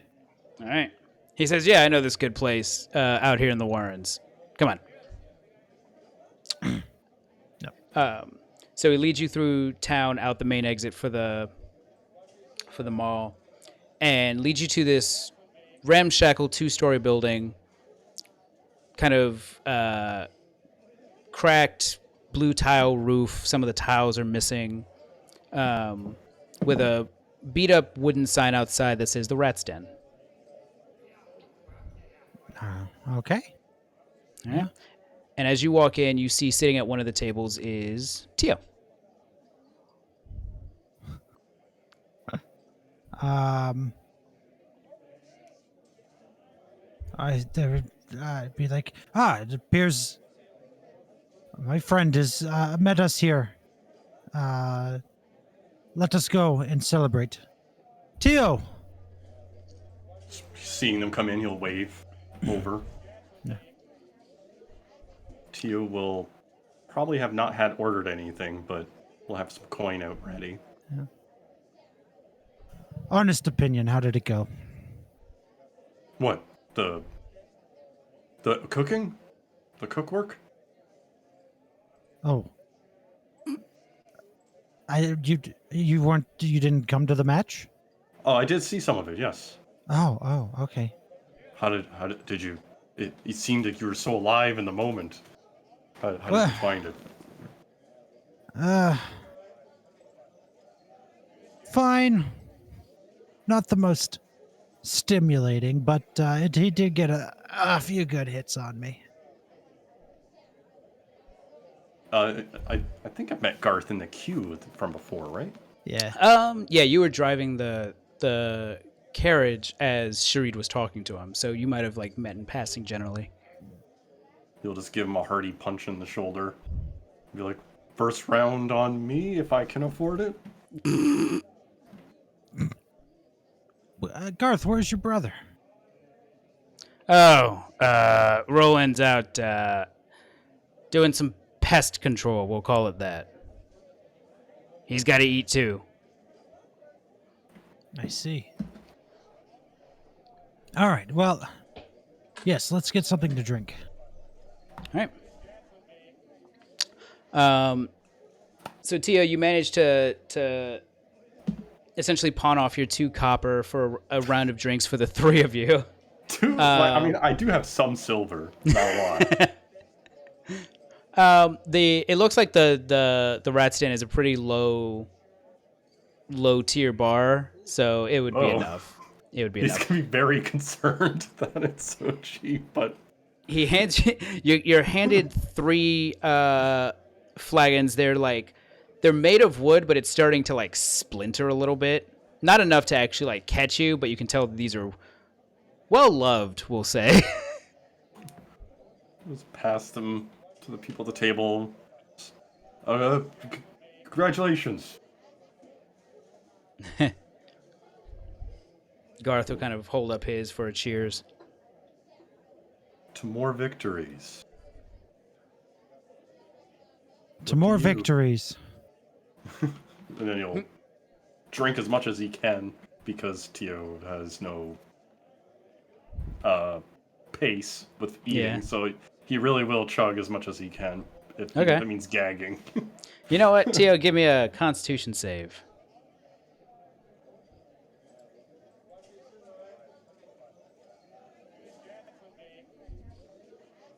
Okay. So unlike the wine in Uhuru, you managed to not let this one hit you like a truck.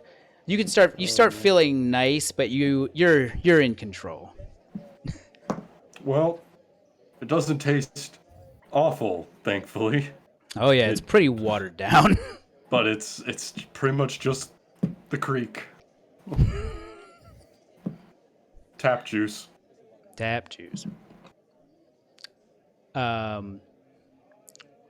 So a little bit of time passes. You guys are maybe there for 20 minutes, half hour, just kind of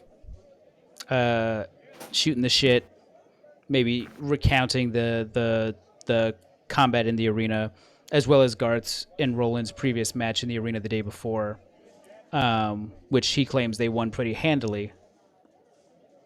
Sharid, Tio, give me perception checks. Sorry, did you say both of us or just Sharid? Both of you. Oh, okay.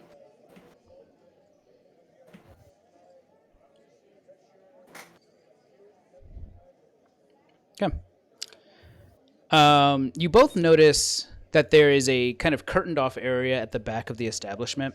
And after a while, you see kind of an older man, not like super elderly, but certainly up there in age, cracked, wrinkled skin, kind of walk back into that curtained off area.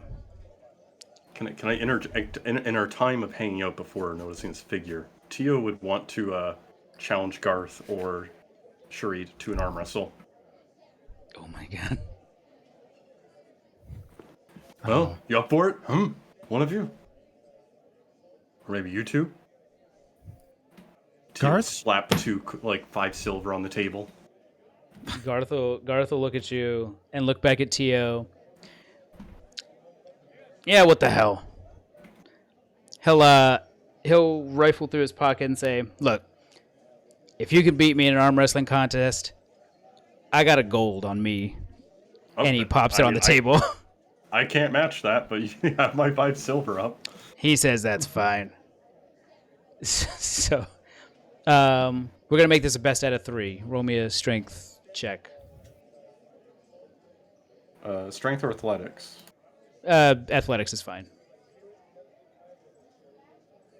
It's not actually going to make a hell of a difference.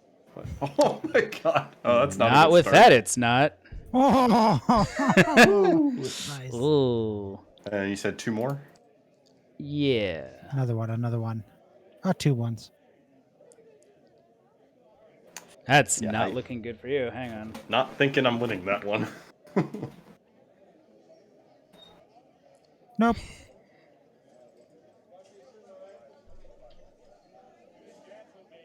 Actually, you two. No, never mind. Yes, no. No, you win the second one.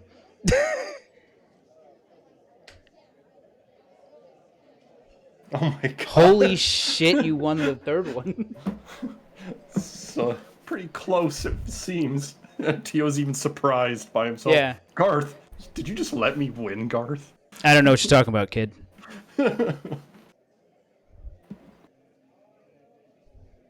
Yeah, Sharid is just kind of looking like a little dumbfounded, like, what? I was distracted. Don't worry about it. Yeah, I saw a very pretty lady walking across the bar. You were looking at the lady in the red dress. Oh yeah, yeah. Hot like- red dress. Is there a lady in the red in a red dress? There's no lady in the red dress. Yeah, This isn't the guy walks in This isn't the in Matrix. a red no. shirt. It's a T-shirt. Has no business being here. Like, hey guys. Tio will take that gold coin and just shift it in between him and Sharid. Just curious how you'll respond.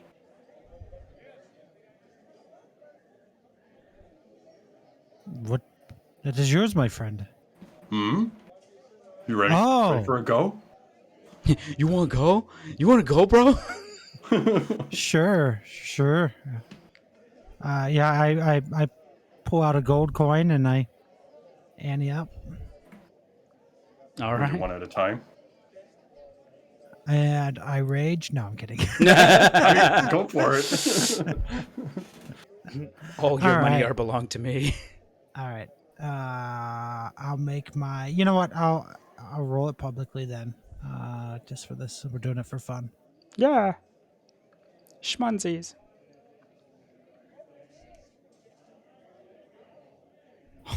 Oh, Holy shit.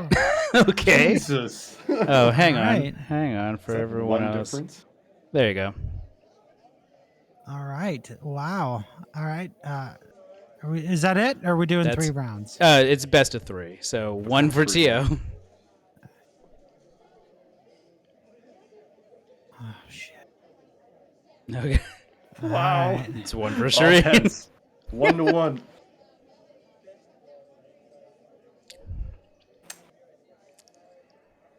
Oh, Holy shit. See, Sharid, when you watched Garth do this, you're like, there's no way that Tio fucking beat him, and then you're doing this like, what the fuck is happening? well, I did just fight this giant beast. So Yeah. like, Throughout all of this, though, Tio's actually more interested if there's any physical reaction from Sharid and this magic that he has. Like, while engaging in that, is there any sort of physical effects? Not really. His That's- hand feels very warm. Oh, but it doesn't like increase in warmth other than friction, right? Not really, no. Can I use I won't even hide this, but during that, can I use I think it's called, oh god, a hunter's sense on Sharid. What does that do? Here, I'll put it in here too. If I can find it.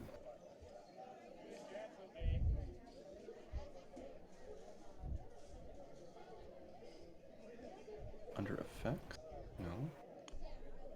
Oh, here it is. Hunter sense. Okay. There you go. So it'll just be in the middle of all of them. He was a bit distracted too, as he's just squinting eyes, just curious to see how Sharid's that it was a gem, wasn't it, that he had? I don't know if he actually ever saw it, but You saw it once. once, yeah. I mean, you can tell that he still has it, but it's pretty under control. Like, it's not going out like that. But in terms of the actual effects of the ability, Resistance to fire. I think right now you have resistance to fire. Yeah. That makes sense. Okay.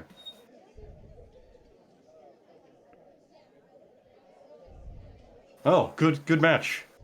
Good match. I knew this is what brings life to you, so I hope this is a language we can speak. Yeah. So You speak it well, my friend. apparently beer is Tio's steroids. Apparently. All right. So is there anything else that you all want to do while you're here? And he would share through our small chat the kind of rumors he's heard about a corpse in an alley found nearby this tavern, and that it looked like a beast attacked it, shredded apart. Other than that, then he would point in the direction of some skeptical-looking old gentleman. Was it? Mm-hmm. What does your intuition say about all this? Just saying to the two, Garth and Sharid.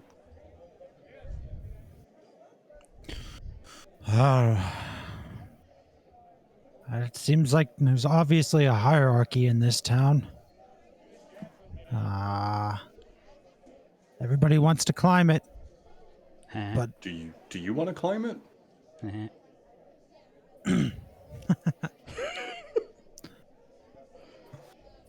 I mean, you know why we're here. Oh, okay. Tio, like, for a moment, was actually not sure what his goal might be. So, yeah, he's a little reassured to hear that.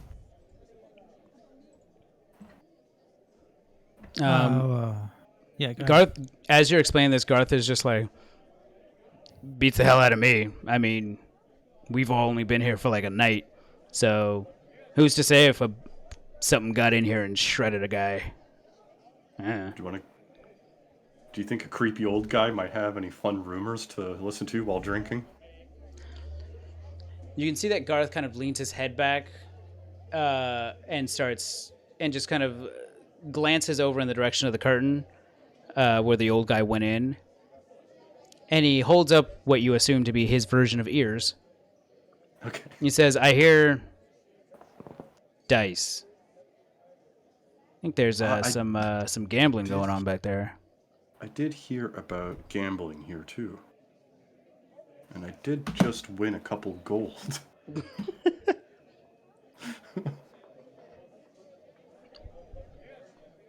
do you think? Push our luck? If it brings you joy, my friend.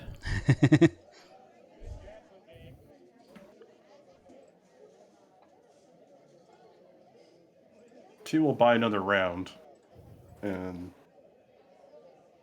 if Garth and Sharid are interested to kind of gesture and motion towards the gambling curtain. Mm-hmm.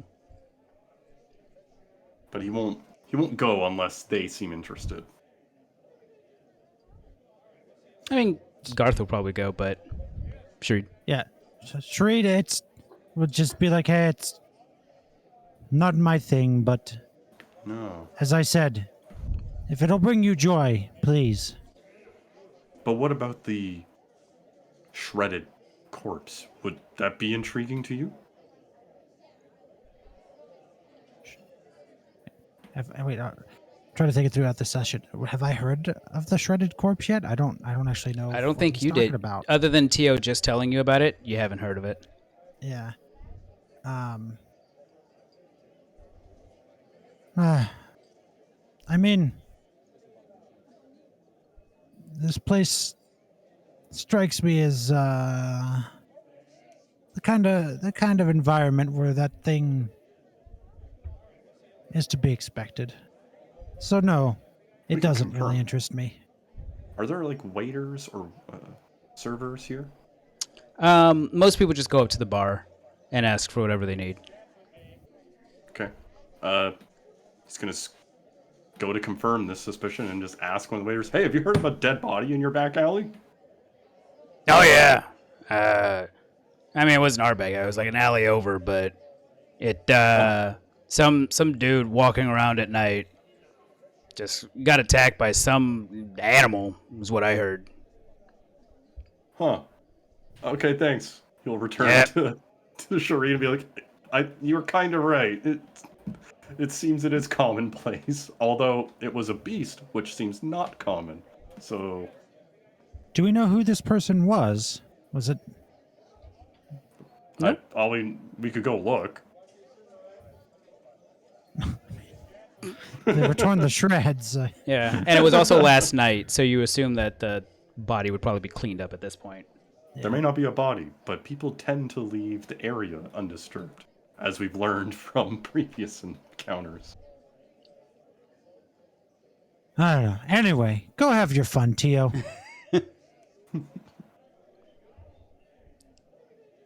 You know what? As he slides another gold piece over, I just say, "You deserve it," and I give him like a wink. Is this are you paying me to go check out a dead body? No, he's saying to go gamble. Oh, to gamble. Yeah. So you can add another gold piece to your. Stage. Okay, yeah, he'll take a quick peek behind this curtain. Okay. Hey, just if you do win anything,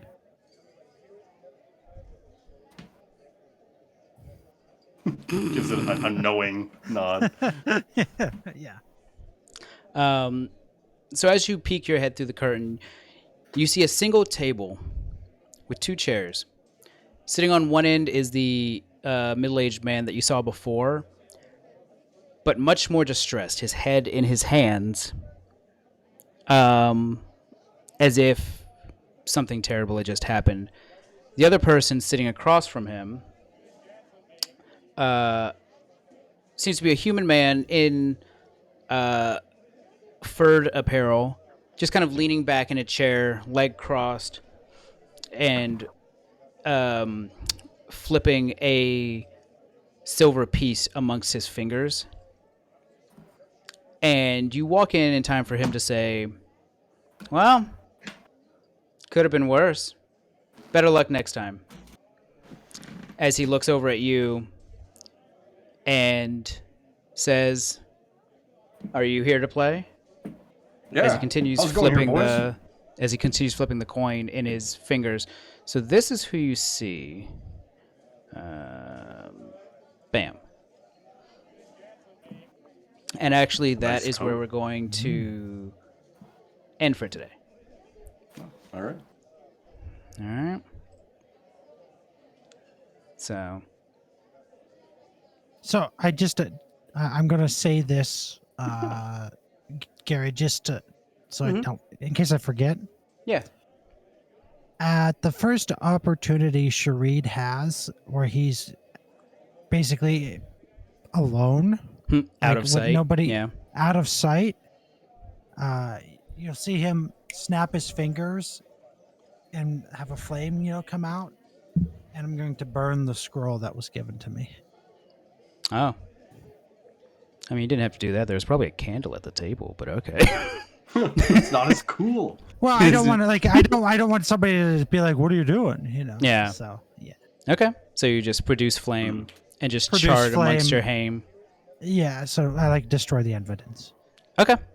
So just yeah. So we remember that Sharid does that. Can do. All right. So I hope you guys had fun. We'll pick this up next week, hopefully with a more full party. For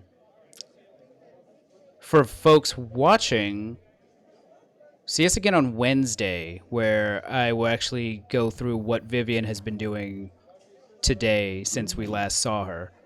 So keep an eye on our Twitter at Casting Chaos D&D for when that goes live, or follow us here on Twitch. Either one. Have fun. Bonus episode. Yay.